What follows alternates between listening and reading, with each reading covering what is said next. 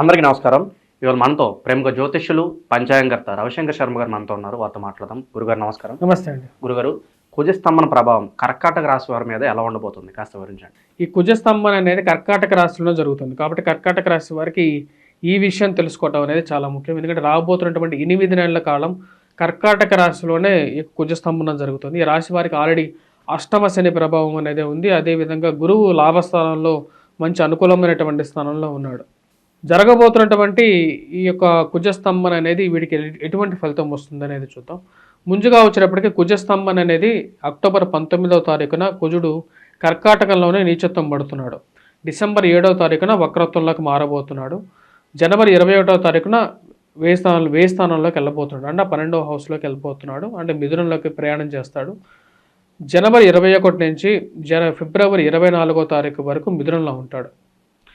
మరియు అదేవిధంగా ఏప్రిల్ 4వ తారీఖున మళ్ళీ తిరిగి ఈ రాశిలోకి అంటే కర్కాటకంలోకి రాబోతున్నాడు. అంటే జనవరి 21 నుంచి ఏప్రిల్ 3వ తారీఖు వరకు ఈ రాశి వారికి కొంచెం బెటర్ పీరియడ్గా ఉంటుంది. వాటిలో కూడా వచ్చేటప్పటికి జనవరి 21 నుంచి ఫిబ్రవరి 24వ తారీఖు వరకు బాగుంటుంది. మిగతా పీరియడ్ అంతా అంత అనుకూలంగా ఉండదు. వక్రత్వం పొందినా సరే జన్మరాశులకి కుజుడు నీచత్వం పట్టినప్పుడు అంత అనుకూలమైనటువంటి ఫలితాలు ఉండదు. కొంచెం వ్యతిరేకమైనటువంటి ఫలితాలుగానే చెప్పొచ్చు. కర్కాటక రాశి వారికి అష్టమ శని ప్రభావంతో పాటు ఆరోగ్యపరంగా కూడా కొన్ని చిక్కులు సమస్యలు అనేవి ఎక్కువగా ఉంటాయి. ఆరోగ్య సమస్యలు అయితే బాగా ఎక్కువగా ఉంటాయి. ప్లస్ అదిగాక మళ్ళీ చూడాలంటే మనకి ఏప్రిల్ 3వ తారీఖున మళ్ళీ కర్కాటకంలోకి వస్తాడు కుజుడు. కర్కాటకంలోకి కుజుడు మళ్ళీ నీచత్వం పడతాడు. అప్పటి నుంచి జూన్ 7వ తారీఖు వరకు కూడా అదే రాశిలో ఉంటాడు. అందుకని కుజుడు స్లోగా మూమెంట్ అవుతుంటాడు కాబట్టి కొంచెం మాందార్థం అంటే మందగమనంలో వెళ్తున్నాడు కుజుడు అని చెప్తూ ఉంటారు. సో వీళ్ళు ఏ పని మొదలు పెట్టినా అంతగా ఆశించిన ఫలితాలు రాకపోవడం అంటే ఈ రాశి వారికి గురుబలం అనేది కొంచెం బెటర్ పీరియడ్గా ఉంది. ధైర్యం ఎక్కువ ఉంటుంది రాశి వారికి. ఎందుకంటే గురువు తృతీయాన్ని చూస్తున్నాడు అన్నమాట. తృతీయానికల్లో ఎప్పుడైతే కన్యా రాశి మీదుగా గురువు యొక్క దృష్టి పడినప్పుడు ఏ విషయం చేయాలన్నా సరే ధైర్యంతో చేస్తూ ఉంటారు. ఆ ధైర్యంతో పాటు ఆరోగ్యం అనేది చాలా ముఖ్యం. సెల్ఫ్ కాన్ఫిడెన్స్ అనేది ఒక ముఖ్యం. ప్లస్ ఎక్కువ ఆలోచన ఎక్కువగా జరుగుతూ ఉంటుంది. వీరికి ఫైనాన్షియల్ ఇష్యూస్ అనేవి కూడా కొద్దిగా ఎక్కువగా ఉంటాయి. దాని ముఖ్య కారణం వచ్చినప్పటికీ అష్టమంలో శని సంచారం ఉంది. శని సంచారంలో అష్టమంలో ఉన్నప్పుడు దాని యొక్క దృష్టి ధనస్థానం మీద ఉంటుంది, జన్మరాశి మీద ఉంది. ఇప్పుడు కుజుడికి శనికి పరస్పర వీక్షణ అన్నమాట. అంటే కుజుడు శనిని చూస్తున్నాడు, మరి అదేవిధంగా శని కుజుడిని చూస్తున్నాడు. 90 degrees యాంగిల్లోకి మారుతున్నది ఇప్పుడు పరిస్థితి. ఇది అంత అనుకూలమైనటువంటి ఫలితాలు ఇవ్వదు. కాబట్టి జాగ్రత్తగా ఉండాలి రాశి వారు. కర్కాటక రాశి వారికి అంత పాజిటివ్ లెస్ లేదు. అంటే January to February is a good period comparatively. ఈ పీరియడ్ కన్నా జనవరి టు ఫిబ్రవరి అనేది కంపారిటివ్ గుడ్ పీరియడ్గా చెప్పచ్చు. కానీ నిజం చెప్పాలంటే కుజుడు 12వ ఇంట్లో 12th హౌస్లో కూడా అంత యోగా అనేవాడు. ఫైనాన్షియల్గా మెల్డౌన్ అనేది ఉంటుంది. డబ్బు ఖర్చు అనేది కొద్దిగా ఎక్కువగా ఉంటుంది. కాకపోతే గురువు యొక్క బలం అనేది ఉన్నందువల్ల ఈ రాశి వారికి వచ్చేటప్పటికీ అదేవిధంగా ఈక్వల్గా సంపాదిస్తారు. కాబట్టి అది ఖర్చు అయినా సరే పెద్దగా ఎఫెక్ట్ అనేది టోటల్గా ఉండకపోవచ్చు. అయితే మరి ఉద్యోగ సంబంధ ప్రయత్నాలు కానీ మీరు జనవరి తర్వాత చేస్తేనే బాగుంటుందంటారా? జనవరి టు ఫిబ్రవరిలో వీళ్ళకి ఉద్యోగ సంబంధితమైన ప్రయత్నాలు అనేవి సానుకూల పడతాయి. అంటే అష్టమ శని ప్రభావం అనేది ఒక మనిషిని ఎలా వేధిస్తుంది అనేది మనం కర్కాటక రాశి వారు అడిగి తెలుసుకోవాలన్నమాట. అంటే ఎంత ఎఫెక్ట్ అవుతుంది ఒక లైఫ్లో అనేది వాళ్ళని అడిగి తెలుసుకోవాలి. అంటే ప్రతి ఒక్క మనిషి జీవితంలోనూ ఇది ఉంటుంది. కాకపోతే ఇప్పుడు ఏంటంటే డబుల్ బ్యాడ్ కృంగిపోయేలా చేస్తుంది అష్టమ శని ప్రభావం. దాంతోపాటు ఇప్పుడు జన్మరాశిలో కుజుడు నీచత్వం పట్టడం, 2 నెగిటివ్ ఇంపాక్ట్స్ అన్నమాట. కాకపోతే జనవరి టు ఫిబ్రవరి అనేది కొంచెం బెటర్ రికవరీ అవ్వడానికి అవకాశం ఇచ్చేటువంటి పీరియడ్. అవకాశాలు అనేవి వస్తాయి రాశి వారికి. ఆ విషయంలో ఏం ప్రాబ్లం లేదు. ఇప్పుడు అక్టోబర్లో వచ్చేటప్పటికి రవి వచ్చేటప్పటికి ధనస్థానంలో ఉన్నాడు. రాబోతున్నటువంటి నవంబర్కి వచ్చేటప్పటికి రవి వచ్చేటప్పటికి 3rd పొజిషన్లోకి వెళ్తాడు. అంటే కన్యలోకి వెళ్తాడు. కన్యలోకి ఎప్పుడైతే వెళ్తాడో రవి ఆటోమేటిక్గా వచ్చేటప్పటికి వీళ్ళకి బయట నుంచి అవకాశాలు అనేవి వీళ్ళు అందిపుచ్చుకుంటారు. మంచి మంచి వాళ్ళతో కాంటాక్ట్స్ మెయింటైన్ చేస్తారు. గురువు మంచి స్థానంలో ఉన్నాడు. కాకపోతే కుజుడు జన్మరాశిలో ఉన్నప్పుడు ఆరోగ్యపరంగా చాలా జాగ్రత్త అనేది ఉండాలి. ఫైనాన్షియల్ ఇష్యూస్ తీసుకునేటప్పుడు మోసపోవటానికి ఎక్కువగా అవకాశం అనేది ఉంటుంది. పెద్ద పెద్ద మాటలు చెప్పి ఆన్లైన్ మోసాలు కానీ ఇవన్నీ ఉంటాయి. చాలా రకాలు ఉంటాయి ఇవన్నీ. ఇలాంటి విషయాల్లో కొన్ని జాగ్రత్తలు అనేవి తీసుకొని ముందుకు వెళ్ళటం అనేది ముఖ్యం. ఎన్నో రకాలమైనటువంటి మోసాలు ఈ రోజుల్లో మనం చూస్తూ ఉన్నాం మన చుట్టూరు. వాటన్నిటి నుంచి దూరంగా ఉండటానికి ఎక్కువగా ప్రయత్నం చేయడం అనేది ముఖ్యం. అలాగే విదేశీ ప్రయత్నాలు కానీ ఇవి కూడా మనకి జనవరి తర్వాత నుంచి చేసుకుంటేనే ఫలితం ఉంటుందంటారా? అలా లేదు, ప్రయత్నం చేయొద్దు అని చెప్పి ఎప్పుడు నేను చెప్పలేదు కదా. ఇప్పుడు ప్రయత్నం చేయడానికి ఇప్పుడు నవంబర్లో బాగానే ఉంది వీరికి. నవంబర్ 15th నుంచి ఇప్పుడు చెప్పాలంటే అక్టోబర్ 15th రవి వచ్చేటప్పటికి మనకు చూసాలంటే ఇప్పుడు సింహరాశిలో ఉన్నాడు.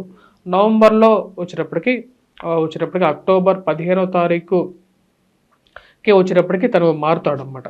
తను మారి తన యొక్క స్థానం వచ్చేటప్పటికి మార్పు చేర్పులు జరుగుతాయి. అంటే ఇప్పుడు అక్టోబర్లో వచ్చేటప్పటికి తులారాశిలో ఉన్నాడు. కర్కాటక రాశి వారికి వచ్చేటప్పటికి అంత అనుకూలంగా లేదు. వీళ్ళకి ఎప్పుడు బాగుంటుంది? డిసెంబర్లో బాగుంటుంది. డిసెంబర్లో కూడా వచ్చేటప్పటికి బాగుంటుంది. అక్టోబర్లో వచ్చేటప్పటికి కొంచెం డౌన్గా ఉన్నా సరే, అంటే మా గ్రహస్థితిలో మార్పు చేర్పులు అనేవి సర్వసాధారణం అన్నమాట.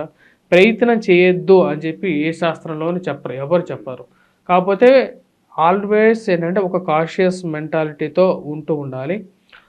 కొన్ని జాగ్రత్తలు అనేవి తీసుకున్నట్లయితే బాగుంటుంది. వైవాహిక జీవితం ఎలా ఉండబోతుంది, అలాగే జీవిత భాగస్వామితో వీరి జీవితం అనేది ఎలా ఉండబోతుంది ఈ రాశి వారికి? వైవాహిక జీవితంలో జాగ్రత్తలు అనేవి చాలా ముఖ్యం. ఎందుకంటే ఈ రోజుల్లో స్త్రీ పురుషుల్లో ఎవరు ఎలాంటి వాళ్ళో తెలియటువంటి పరిస్థితి అన్నమాట. కొన్నిసార్లు ఎలా ఉంటుందంటే మనం ఆన్లైన్లో ఎవరిని చూసి ఇష్టపడడం కానీ లేకుండా ఉండే వివాహానికి ప్రపోజల్స్ పంపించడం కానీ జరుగుతాయి. ఆన్లైన్లోనే చూసుకుంటున్నారు ఈ రోజుల్లో. కాకపోతే ఎవరికి, ఎందుకంటే ఫాస్ట్ లైఫ్, కాకపోతే ఎదుటివాడు ఎలాంటి వాడు అనేది మనకు తెలియదు. పెళ్ళైన తర్వాత మోసపోయామని చెప్తారు, మోసపోతూ ఉన్నారు. సో కాబట్టి ఆ విషయాలు కూడా జాగ్రత్త తీసుకోండి. ఇది ప్రేమ విషయంలోనూ జరుగుతుంది, పెళ్లి విషయాల్లో కూడా జరుగుతున్నాయి. కాబట్టి రెండు విషయాలను తెలుసుకోండి. అక్టోబర్ నాటికి రవి యొక్క స్థానం అనేది అక్టోబర్ అంటే నవంబర్కి మారుతుంది. 6th పొజిషన్లోకి మారుతాడు రవి యొక్క స్థానం అనేది. 6th పొజిషన్లోకి ఎప్పుడైతే రవి సంచారం జరుగుతుందో, అంటే నవంబర్ 15th తర్వాత ఎప్పుడైతే సూర్యుడి యొక్క మార్పు జరిగినప్పుడు ఆటోమేటిక్గా శుక్రుడి యొక్క స్థానం కూడా బాగుంది కాబట్టి వీరికి అవకాశాలు అనేది వస్తాయి. కాకపోతే అవకాశాలు అందిపుచ్చుకోనటువంటి స్థితిలో ఆరోగ్యము మిగతా విషయాలు కూడా సహకరించాలి, ఆ విధంగా ఉండాలి. అలాగే భూ సంబంధిత విషయాలు, అలాగే కోర్టు కేసులు తొలగిపోయే అవకాశం ఉందంటారు ఈ రాశి వారికి? కోర్టు సంబంధితమైన వ్యవహారాల్లో కొంచెం మిశ్రమమైనటువంటి ఫలితాలు ఎక్కువగా గోచరిస్తూ ఉన్నాయి వీరికి. కొంచెం బెటర్ రిజల్ట్స్ అనేది జనవరిలో వీరికి రావడం జరుగుతుంది. కోర్టులో కూడా ఒక పాజిటివ్నెస్ అనేది రావడానికి కూడా టైం పడుతుంది. అలాగే కోర్టు కేసులతో పాటు పోలీస్ స్టేషన్ కేసులు, పోలీసుల్లో సెటిల్మెంట్స్లో కూడా ఒక కొలికి రావు. అంటే ఏవైతే కోర్టు కేసులు ఏవైతే ఉన్నాయో అవి కొలికి రాకుండా ఎక్కువ టైం వేధించే విధంగా ఉంది.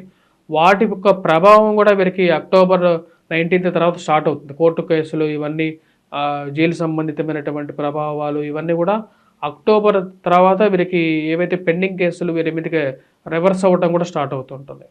ఈ రాశి వారికి గృహ యోగం కానీ, అలాగే కొత్త భూమి కొనుక్కునే యోగం కానీ ఏమైనా ఉందంటారు ఈ రాశి వారికి? ఈ రాశి వారికి ముందు గురువు యొక్క అనుకూలత అనేది యోగిస్తుంది. ఇందా చెప్పినట్ల విధంగా వాటి రీత్యా కొంచెం అనుకూలంగానే ఉంది. కాకపోతే వాటిలో సెలక్షన్ అనేది చాలా ఇంపార్టెంట్. భూమి కానీ, ల్యాండ్ కానీ, లేకపోతే గృహం కానీ సరైనది ఎంచుకోవటమే మోసపోయే అవకాశం ఎక్కువగా ఉన్నాయి. విషయంలో జాగ్రత్తగా వెళ్ళి ముందుకు వెళ్ళాలి. లేకుండా ఉంటే దెబ్బ పడిపోతుంది. అయితే గురుగారు, ఈ రాశి వారికి కొంచెం బ్యాడ్ టైం నడుస్తుందని చెప్పాలి. మరి వీళ్ళు ఎటువంటి పరిహారాలు చేసుకుంటే వీళ్ళకి మంచి ఫలితాలు ఉంటాయి అంటారు? ఇప్పుడు ప్రజెంట్ పరిస్థితి గోచర రీత్యా మనం చూసినట్లయితే రవి యొక్క స్థానం పంచమంలో అక్టోబర్కి టైంకి మారుతాడు. ప్రజెంట్ ఉన్న పీరియడ్ బాగుంది. అంటే ప్రజెంట్ ధనస్థానంలో రవి ఉన్నాడు. అంటే ఇప్పుడు ఈ నెల మనం చూసినట్లయితే ఆగస్టులో రవి బాగానే ఉన్నాడు. సెప్టెంబర్ 15వ తారీఖు నుంచి బాగుంటుంది. అక్టోబర్లో బాగాలేదు. నవంబర్, డిసెంబర్లో బాగుంటుంది మళ్ళీ వీరికి. ఇప్పుడు ఇటువంటి పరిహారాలు చేసుకోవాలంటే ముందు కుజుడు ఎప్పుడైతే మాందాబ్దం జరుగుతుందో, ఇప్పుడేం చేసుకోవాల్సిన అవసరం లేదు. కుజం మాందాబ్దం ఎప్పుడైతే స్టార్ట్ అవుతుందో సుబ్రహ్మణ్యేశ్వర స్వామిని పూజించడం అనేది ఇంపార్టెంట్. అంటే అక్టోబర్లో స్టార్ట్ చేయాలి.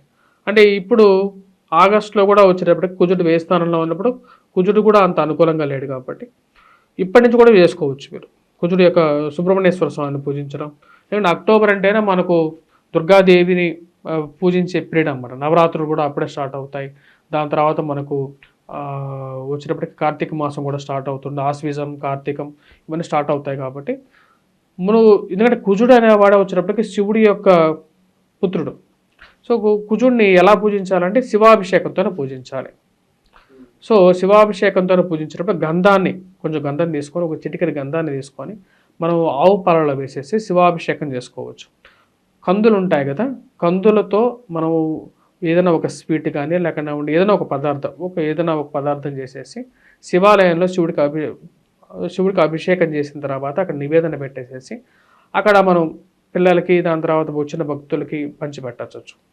వీటితో పాటు మనం దుర్గాదేవిని పూజించేటప్పుడు ఎర్రటి పూలతో, అంటే శివుడిని పూజించేటప్పుడు కూడా ఎర్రటి పూలతో, కొంతమందికి ఒక్కొక్కరికి ఒక్కో దేవుడు అంటే చాలా ఇష్టం కాబట్టి ఆ విధంగా మనం ఎర్రటి పూలతో పూజించినట్లయితే మనకు సానుకూలమైనటువంటి ఫలితాలు ఉంటాయి.